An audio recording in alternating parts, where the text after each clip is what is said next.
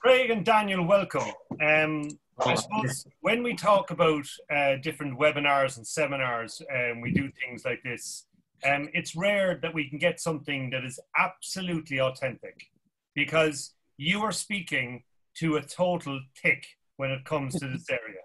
And I have no idea. So we're starting at ground zero here, and literally. And the good thing about this is, I won't have to pretend that I don't have a clue about this area.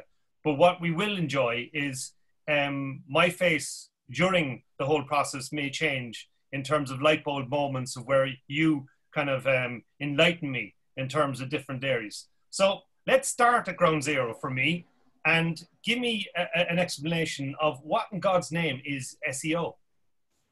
SEO simply stands for search engine optimization. It's understanding the best practice of how search engines work and applying these to your website. So Google is by far the most popular and used search engine in the UK. I talk about Google so much, I start referring to it like it's an actual person. But the aim is to generate good visibility on Google by targeting keywords that you think match your business proposition, and trying to get these keywords as high as possible in Google search results. SEO is really about establishing your business as an authority in the industry. In your industry, you need to be thinking about what kind of content your target audience wants to see. And it's an ever-changing landscape as well. So you need to be constantly aware of Google updates and making sure that your website meets Google's best practices. There's three main areas of SEO. There's on-site technical, which is about how Google crawls your website. So if Google can't crawl your website and index it, then it doesn't matter if the other areas are in place. Then there's on-page SEO, which is ensuring that your website is targeting the keywords that is relevant to your business proposition and the keywords that your target audience is searching for. And then there's off-site SEO, which is backlinks, backlinks is a way of establishing your website as a trusted source. Right. So, okay, that was to me a lot of information, and I probably took in the first 2 or 3 lines of it. So that's what I want to kind of like. I'll be probably repeating myself a lot of times because grasping this. And the reason this is useful is because, in essence, probably a lot of the majority of BITA members will be going through the same experience. And that's why, utilizing this platform to be able to explain something in its entirety at a kind of like in layman's terms is going to be very useful, both for you as a member of the ITA, but also for the general community of the ITA who have probably a very busy day kind of understanding at the moment how their business survive. So they're not going to concentrate on SEO. They're not going to even look at SEO. So, I mean, how important in that context is SEO? Do you mind if I just take that bit? Because I probably won't speak much. I was, when we got the invitation to speak to you, Paul, with the organisation, Sarah McCartney, it was, who's a member of the chapter up in Liverpool, kindly extended it. I managed to get imposter syndrome, and I thought I'd invite Craig on pretty quickly because he's head of SEO. But I mean, if we talk about, well, it's something that resonates with us, which you've just talked about, COVID-19, the last 90 days have been like an asteroid hit the earth and everything's been disrupted. And so how we've sort of looked at SEO, i.e. there's some demand on Google, people are asking questions and asking for products and services. For us, in the ruler analytics business, we're a client of Epic New Media. So Epic New Media look after our SEO. The kind of 2 years worth of work we've done with them up until this point to get us ranking for search terms and queries that are relevant to us, that people are asking for, as we see it, as it's really future-proofed our lead generation and our inquiry generation when a lot of different channels were shut down. So, salespeople maybe couldn't get through to people on the phone. They're trying to do the direct inside sales piece. Certainly not a lot of business development activity going on, no collisions with other people, impossible to sponsor events or show at exhibitions and that sort of stuff. So to have one channel, for us, it's important we're trying to establish many channels that are going to generate predictable leads for us. But for us, really, SEO was one that's stood us in good stead through this. So sure, of course, there was a lack of demand probably in the first 30 days globally, because there was no territory we could go to that wasn't suffering with this and the uncertainty. But because we're ranking for, in our world, it's stuff like marketing attribution software. So because we rank on page 1 for that, just an anecdote really on search terms, it's become a channel that we can rely on. So we don't see it as something that you can just switch to right now. Why should you? It's not going to help you in the next 30 days. You're going to want to always create content for your site, good quality marketing content via video, via the written word. That is marketing. SEO is a lens at which to look at marketing through, really. And obviously we understand it's about ranking on Google, but it's been a great channel for us, really. So am I right saying that people can get SEO mixed up with marketing? They're two total separate entities and they should be treated like differently? No, the opposite, really. I think they really overlap a lot. So it's a specific discipline. So it's something within the marketing mix. So it's search engines. So people talk about sales and marketing, whether you go outbound or you get inbound. So SEO is kind of an inbound channel, but it is influenced very much by everything else you do. Ultimately, you're going to have a website. You're going to have to create content via blogs, for instance, is the most common way, and want to update that content a lot. But you're writing that content and creating that content for your target audience. You want it to be useful. You want them to be able to get something from it, and you want to earn that person or that business as a customer or a client over time because you've given them something very valuable. And Google will see that. I mean, Craig will go on to talk about technical stuff as well, because we want to make sure the audience has some actual tangible takeaways that they can say, this is definitively what we need our agency to do, or my internal department to look at. It might just be, even if there's 4 or 5 takeaways, say these are key fundamentals that can't move. But in answer to your question, sorry, a long answer to your question, SEO is part of marketing, and everything within marketing, there should be an element. We should always consider SEO in any content you create or any marketing that you do that's not leaflets or flyers or just biz dev type stuff, really, I guess. That's okay, and in terms of a website then, what makes a website search engine friendly? You can, there's many different elements that go into this. It can get quite technical. It's making sure that your website loads quickly, that you've got your keywords in the right place, that the user experience is good. But I just think that you can, without having great technical knowledge from it, I'd look at your own website with fresh eyes, look at each page and think, is it obvious what this page is targeting? What keyword is it discussing? Can I navigate around the site easily? Is it easy to use? Do I have to click a few times to get to a vital piece of content? Because essentially what search engine optimization is about, it's Google identifying what is the best website for people's searches. So if Google tries to replicate this by looking at keyword relevancy and how easy it is to crawl the website. So if you know these fundamentals in place just by checking yourself, then there's chances are that your website will be up to a certain standard. But there are many different levels that you can go in to and find underlying issues that might stop a website from ranking. But I feel like that's a good place to start. And when we have a kind of understanding of it, how do we measure its success then? How do I measure SEO success?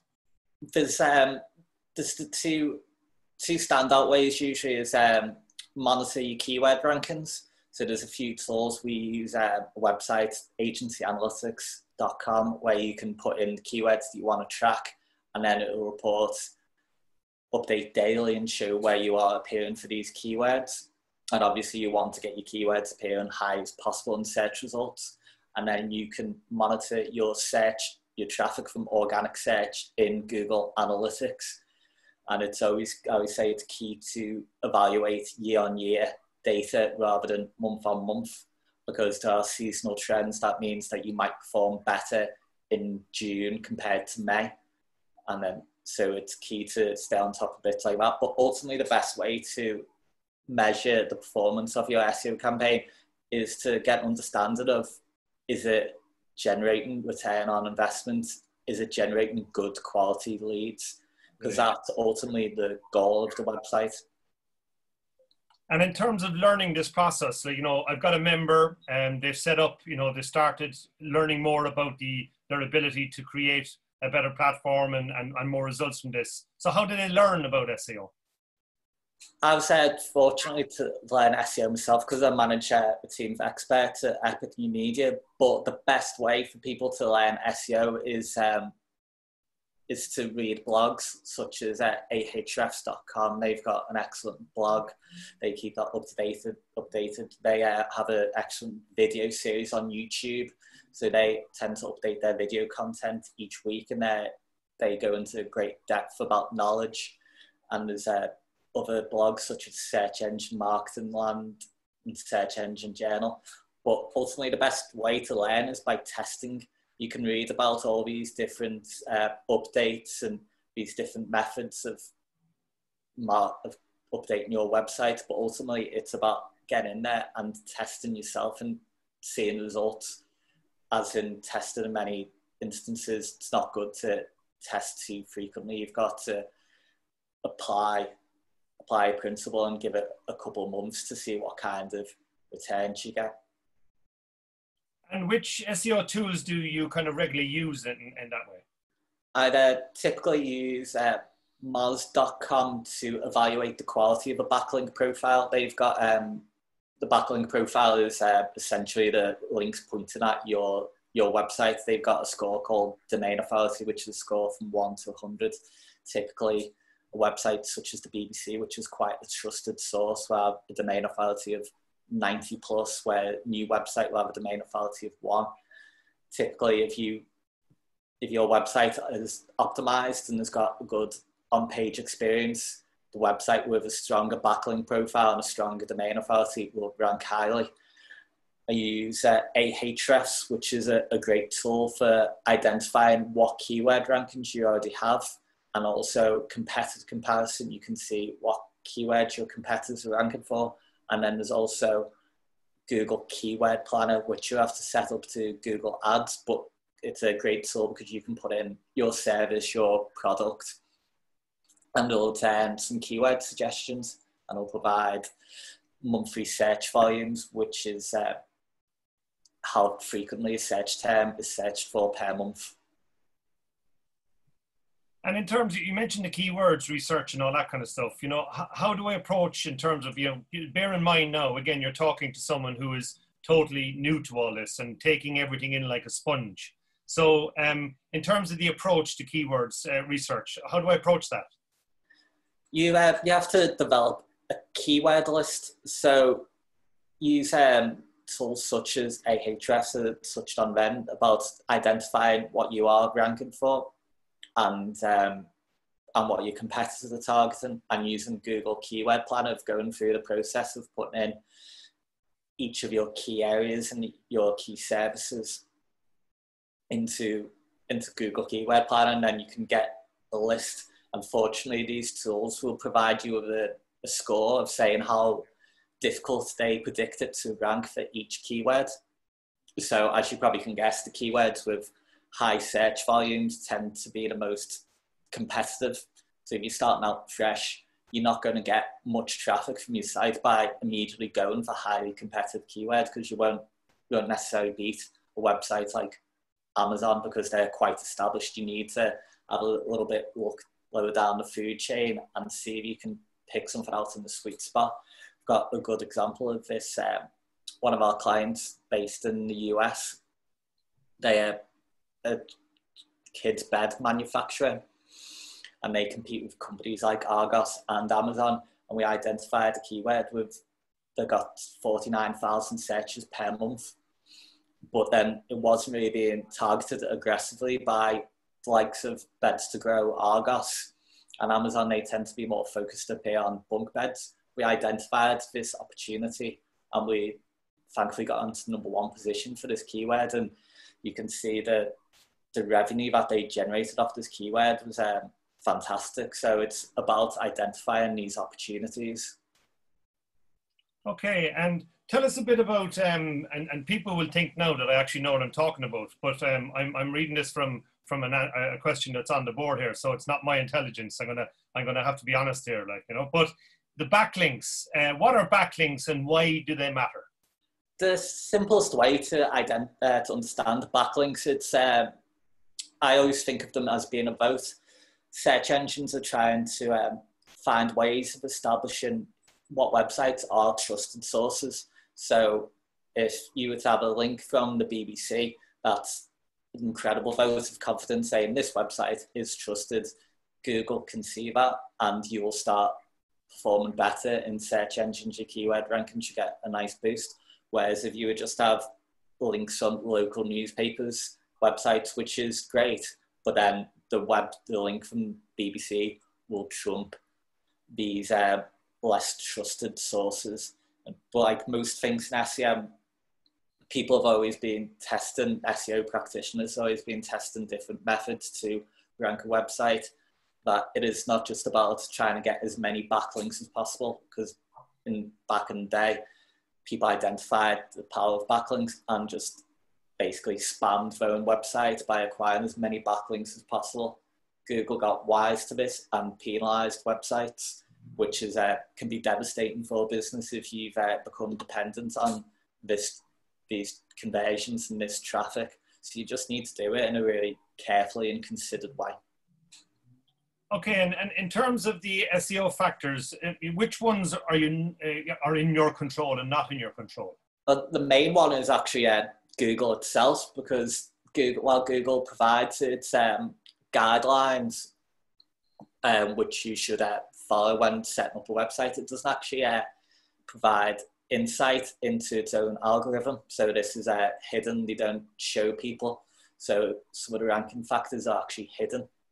So Google in May brought out a new core update, which saw some websites increase, get more traffic, you see some decrease. They typically do that each quarter. So that is the main factor that you can't actually control. You've just got to follow the best practices and do SEO in a safe way. You can't control as well some of the backlinks pointing at your site. If you'll get a spammy link pointed at your site, or see negative SEO attacks where people bombard your website with poor quality links and you need to get them disavowed. But they're the two main factors that you can't control in SEO. Okay. And what is on-page versus off-page SEO? Off-page SEO and on-page SEO is off-page SEO is the backlinks that we just covered. In many cases, you can see that the quality of backlink can actually trump on-site SEO. On-site SEO is about getting the content right on your website, getting keywords in the right positions. But you'll see that a website that has some keyword relevancy and a really strong backlink profile will trump a website that is extremely well optimized, but it's got a low quality backlink profile just because it's not seen as a trusted source. So the backlink profile is really an integral part of this success, really, is what you're saying? Yeah, it is an integral part, yes. Man, what would you say is the best way to, obviously there's many ways that have been tried, Craig, over time by different SEO practitioners and agencies, but what would you say was the best way to acquire those links? Is it, Yeah, the best way to acquire those links is list the website on websites such as yell.com, directory links. You'll find local to me, the Liverpool Echo, you can list your business on that. Also, you can think about any kind of PR pieces that you've had published in the past. If a website is discussing your company, you should reach out to them and say, you posted that article that mentioned us a year or two ago. Could you please add a link here?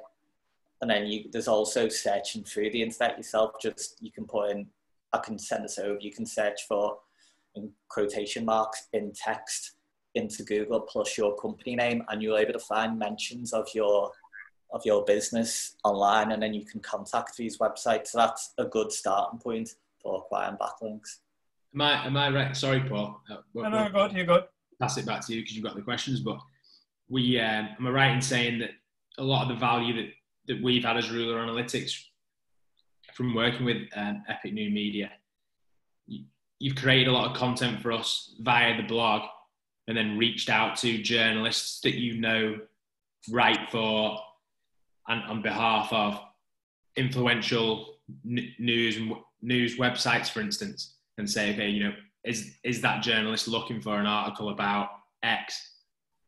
And then can we get them to reference our blog that we've created for them, sort of thing? And I know you've done a lot of that for us. It kind of seems like PR activity, but with looking at it through an SEO lens.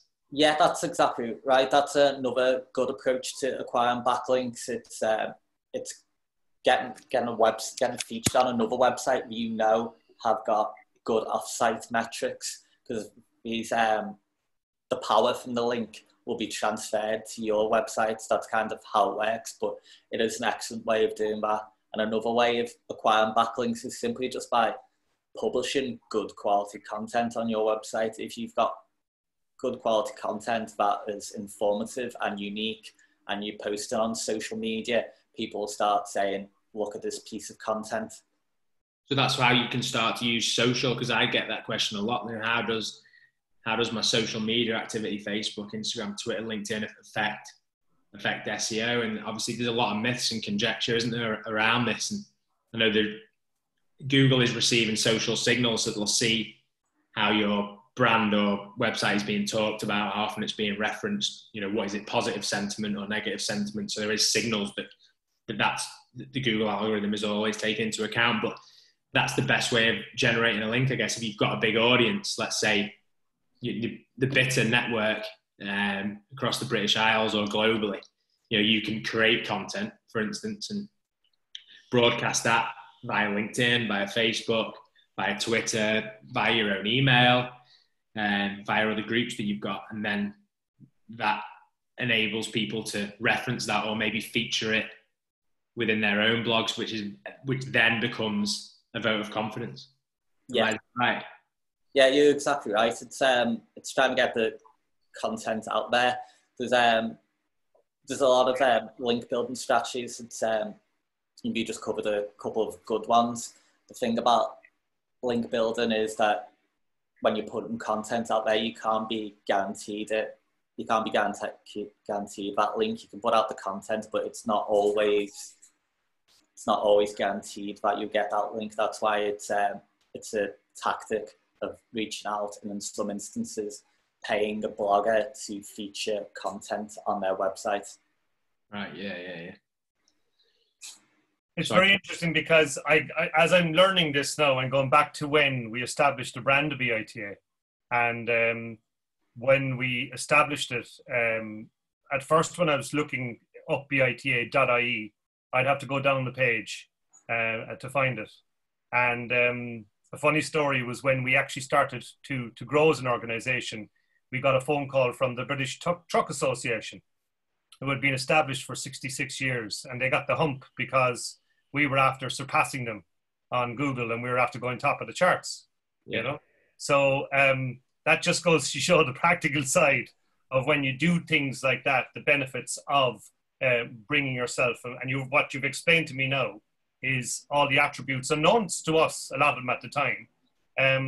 We were doing the right things at the right time. But if you know what you're doing in that regard, you will actually optimize it very, very much quickly. Yeah, exactly right. That's a good example. And obviously that's an example of when, in both cases, if it's the Trucking Association or the Trading Alliance, let's say, to a totally different audience, they're searching for a brand. So they've already got that awareness, which is great for either, right? And they just probably got pretty prickly about the fact that you were now ranking for their own brand, which isn't great really, but for them. But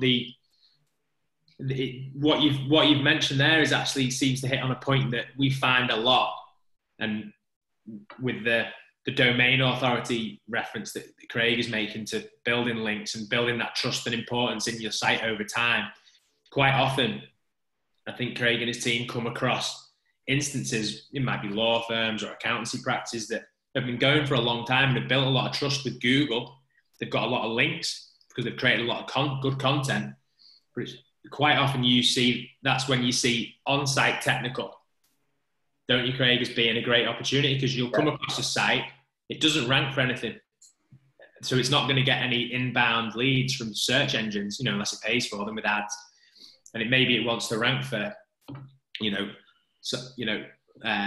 attorney in Atlanta, or family lawyer Atlanta, or family lawyer Georgia, or whatever it happens to be. It might have been around for 60 years, but the on-site technical isn't correct. I mean, as far as like takeaways, because I want to get I want people who are listening or watching after the event to have some sort of definitive takeaways. What are kind of like the on-site technical things, would you say the top 5 things or 4 things that people definitively have to do on page and on site that we always see are incorrect? If people could like get a pen and jot them down and get the marketer to look at it, or the web developer to look at it, what would they be?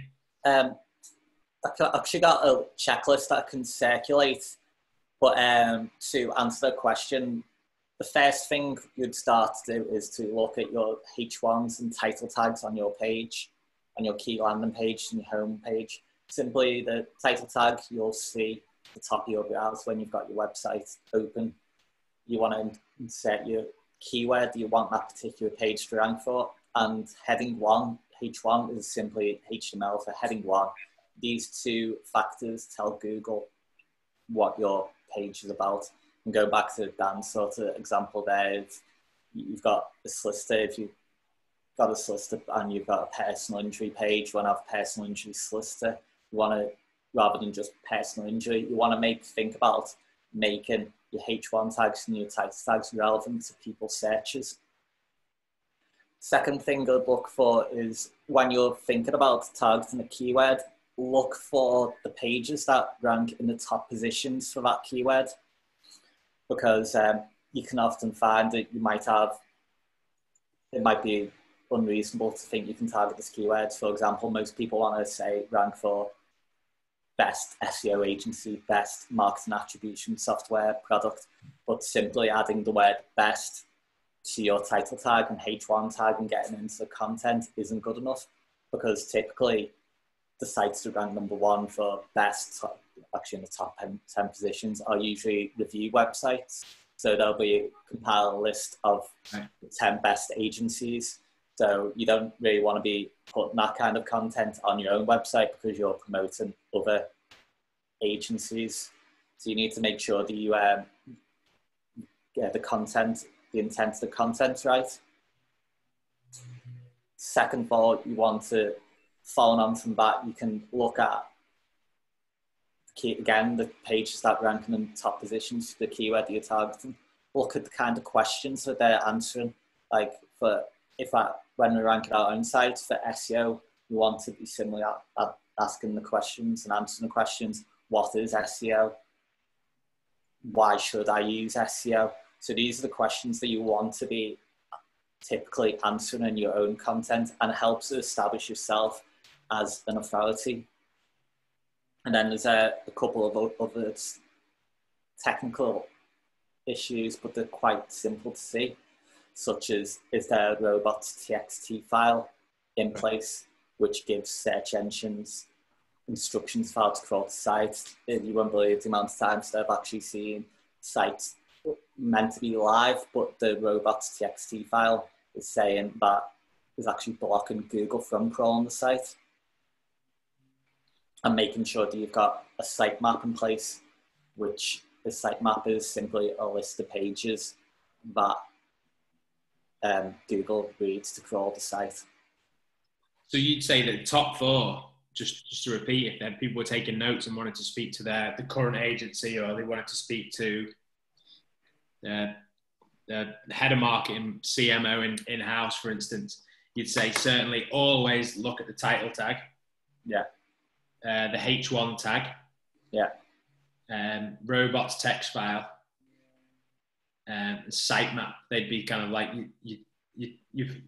I know I'm asking you to how long's a piece of string, but they're the ones that's certainly non-negotiables that need to meet Google's guidelines around what this site is relevant for.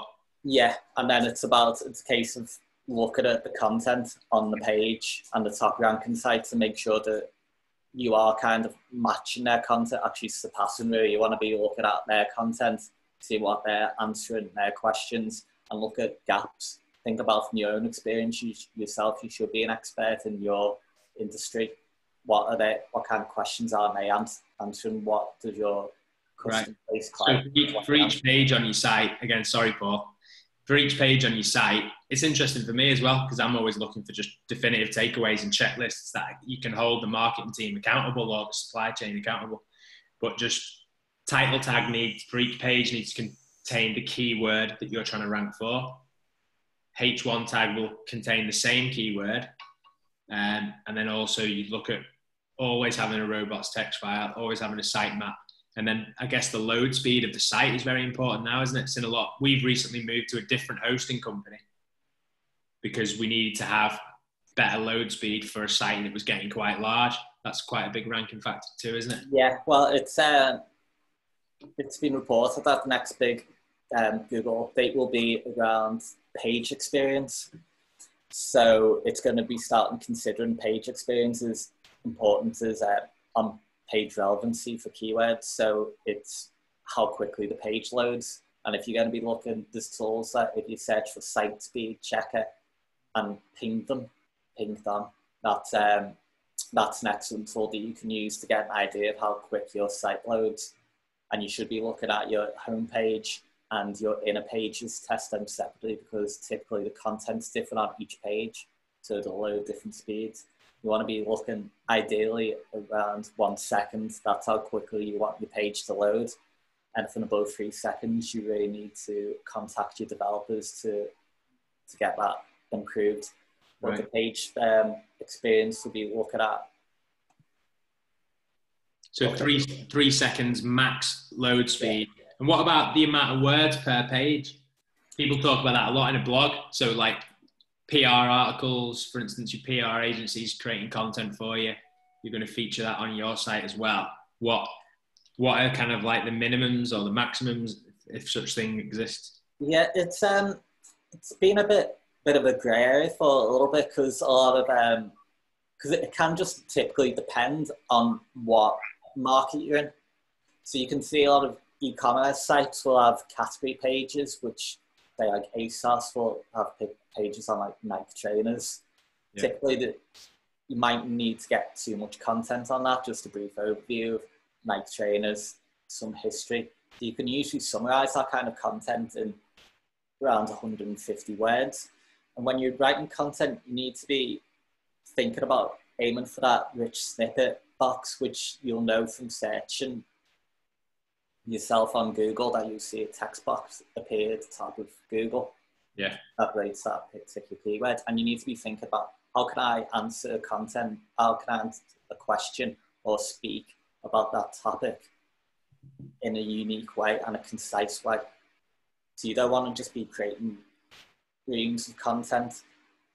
You can see that you see solicitor websites for highly competitive keywords will go to the nth degree and answer all the questions, and their pages can be 2,000 words long, whereas less competitive keywords, e-commerce related keywords, pages can only have like 150 words and still perform well. Yeah, right. Yeah. Okay, you mentioned rich snippets. Explain what are rich snippets? Rich snippets, it's a part of what I mentioned, zero-click SEO before. It's the piece of text that just appears at the top of Google, and it aims to highlight to you content that is related to your search that it feels answers your content in the best possible way. And it's that's what we're all aiming for now at the moment, because you get the most page space if you get that text box, which means you're more likely to get the click. Yeah, it makes sense. Yeah, that's it. I've seen that a lot more. I guess it's just a shift to mobile, isn't it? Because most people are browsing the internet whilst on a cellular device. So obviously the orientation of the screen is different, isn't it? So you've got a narrow, long screen. Quite often you'll ask Google a question, you'll get that prominent box at the top that's above the ads. Is that right? It can depend. It can depend where if Google test out different layouts for different searches. So you'll find at one moment or one day you think that's how the page is set out, and then next day it'll be a different one. But I have seen it appear above ads. Right, yeah. It's just quite interesting. It's that affectionately known as position 0 now. So it's not just good enough to be position 1 in organic search. Now there's a new thing which is position 0, which is, and you make yourself, it's possible to rank for that by switching on rich snippets, is it? Or just allowing rich snippets? Something that's in the code. Typically, if your website's easy to crawl, I've seen it without any kind of schema tags around it. I think typically it can be indexed without you doing too much work around it. Actually, from a technical perspective, it's just about thinking about having that quality content on your website. It's if you can answer that a question or establish yourself as authority in your industry on with your content, you can get that rich snippet box. Right. Cool. Okay, what are some of the myths around SEO? Sort of myths around SEO is that the main one that seems to come across that SEO is a one-off project, as in you can contract an agency, get them to spend a few days working on the website, and then your SEO is completed, and then you'll get #1 position. It doesn't work like that, because if you think about the websites that occupy #1 position, they're constantly thinking about how to evolve, how to rank for more keywords, how to consolidate their positions. It needs to be an ongoing task. You can set up the basics of SEO, get the on-site correct, but then you need to be thinking about what new content needs to be going on the site, what new keywords we can target, and what backlinks can be acquired. And another one that I come across quite often is people tend to be a bit paranoid and think that if you're running a pay-per-click campaign, Google Ads, then you will get preferential treatment over your competitors organically. And it's just not the case. It's not a ranking factor considered by Google if you're running a paid campaign. But one benefit of running pay-per-click and SEO is that you can take some learnings from pay-per-click, because typically you can get some information from Google Analytics about the exact keyword that drives traffic to the website, but pay-per-click does in Google Ads. You can get a bit more detail, and from Google Ads you can start seeing what exact search term drives conversions, and when you see that piece of information, that becomes critical, because you know that is the keyword that will attract business and generate business for yourself. And another one is it's not just about publishing as much content as possible. Seeing clients and people spend a lot of time and resource and just thinking we need to pump out as much content as possible and not really have a careful and considered content strategy, because you need to bear in mind what keywords am I targeting, who is the audience, who's actually going to be viewing this content. So it is critical that SEO is incorporated into any content strategy. And just to take you off piste, because I love doing this, taking someone off piste, right? In terms of COVID and what happened, and there was a kind of derailment of the norm, the regular. Mm-hmm. How did that affect everything in terms of, measurement and all that kind of stuff? And where did it affect it? We saw a bit of a boost in some areas, such as legal, because unfortunately, more business are expected to go bankrupt and need insolvency services. So that was an area that benefited, and then wills and probates was another area that benefited. It's not ideal to say that, but you did see a bit of a boost around there.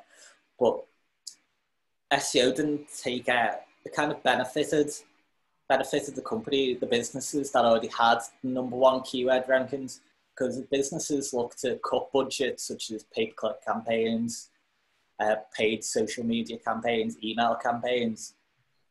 Organic traffic and SEO doesn't necessarily require an ongoing budget. You pay your agency or your internal member of staff to manage it. So it's something that wasn't turned off. Businesses were still getting the clicks and the visitors.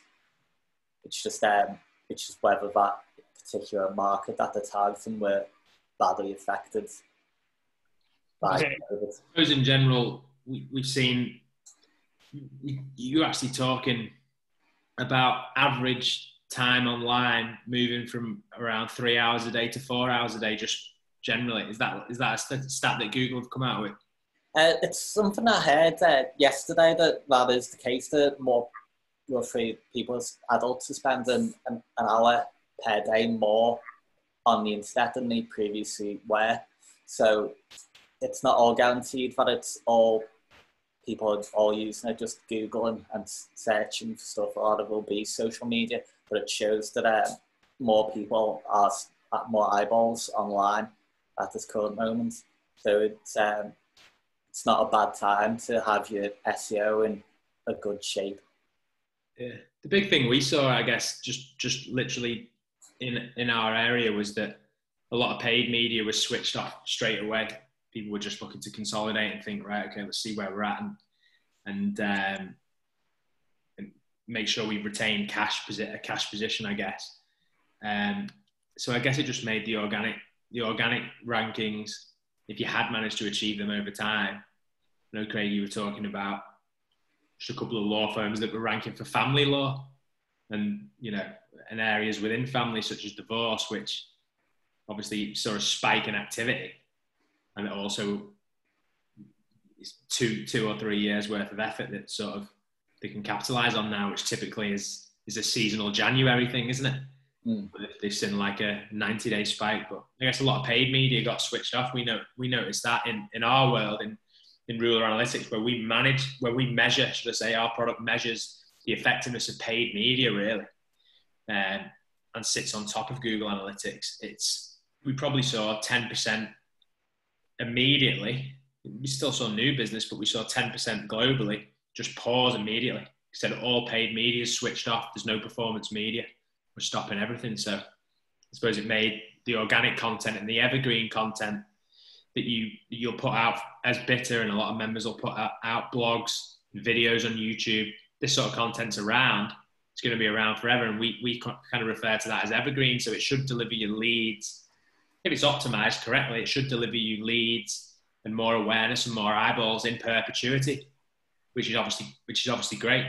Yeah, and just following on your point about saying that a lot of paid search got paused.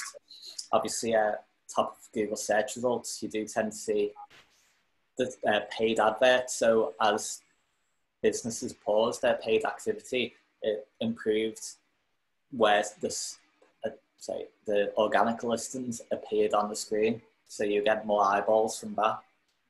Yeah. And tell me, how is Google changing?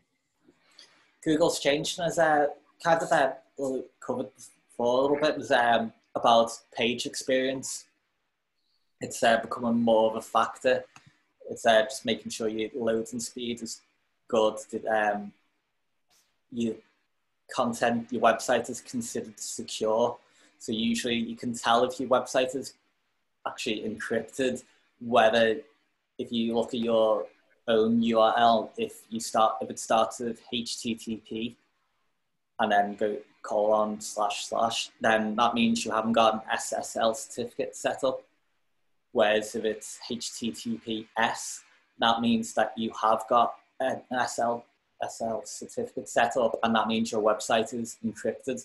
So when Google's look at it, ranking websites, it's going to prefer the website that has got encrypted information, especially considering all the cyber hacks that you can continue to hear about, that if the user's data can be transferred across the internet and be safe, that website is going to be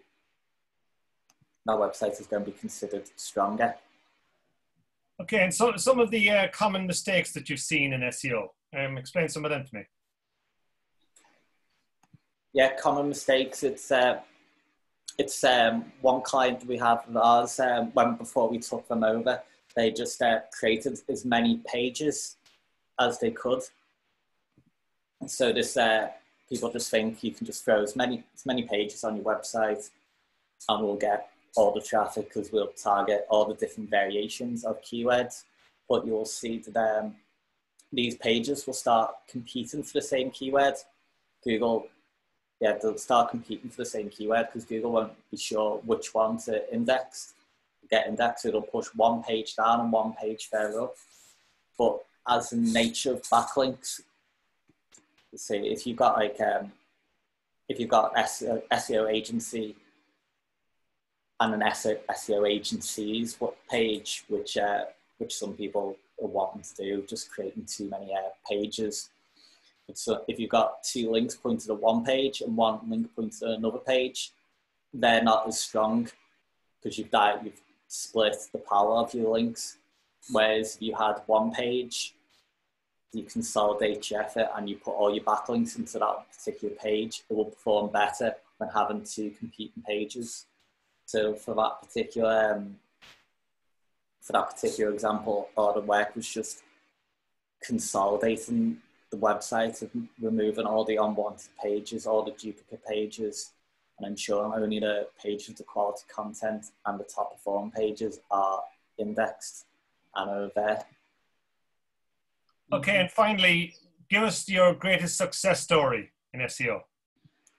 Well, it was a company that manufactures shipping containers. So when we took them over, they had been previously the top performing shipping container website in the UK, but they had been on a dip for a slide for a few months and they couldn't understand why. So then when we got behind under the hood, started fixing issues, we saw that they had 4,000 pages indexed, and it's not always a bad thing, but a lot of them were duplicated and just a lot of dead content essentially. So we had to go through and clear out the content and make sure the website can be crawled easily and do all the technical fixes. And within about 8 months, we managed to turn around, and now we've gone 12 months into the campaign and actually doubled year on year organic traffic. So it's quite a success, and we've got them ranking for a keyword that is searched for 18,000 times per month, and they get more traffic than they ever did. So it was a real pleasing turnaround. Brilliant. Well, listen, guys, you know, that was a mine of information, and thank you very much for joining us today and imparting that information to us and our members. If they want to contact you at any stage, Dan, how do we get in touch with you? Yeah, so the best bet really is to contact probably Craig at epicnewmedia.co.uk or Ian at epicnewmedia.co.uk, or connect with any of us on LinkedIn, really. So Craig Tennant from Epic New Media. And is your service a national service or is it international service? Does it extend to our members in Ireland? Yeah, Epic New Media does, yeah. It's obviously Epic New Media has clients. I'm speaking from Rural Analytics background, which is a different company that actually spun out, and it's a global software as a service business, but it's but yeah, British Isles, and we have quite a colloquial reach because most of our business has been via kind of relationship and inbound. So we're headquartered in Liverpool. We were based in the Royal Library building for 6 years, moved out a year ago. We're now in Tempest building, which is right in the heart of the commercial district in Liverpool. So we do have SEO and pay-per-click clients globally, but most of it is actually northwest of England. But you know, in this new world of distributed working, as long as we feel as though we can add some value and do some good housekeeping as far as inbound lead gen from search engines are concerned, we'll obviously consider and be grateful for anything. Very good. Well, Craig, Daniel, thank you very much. Over to you, Laura, to finish and wrap things up. Thanks, Paul. Okay, so thank you.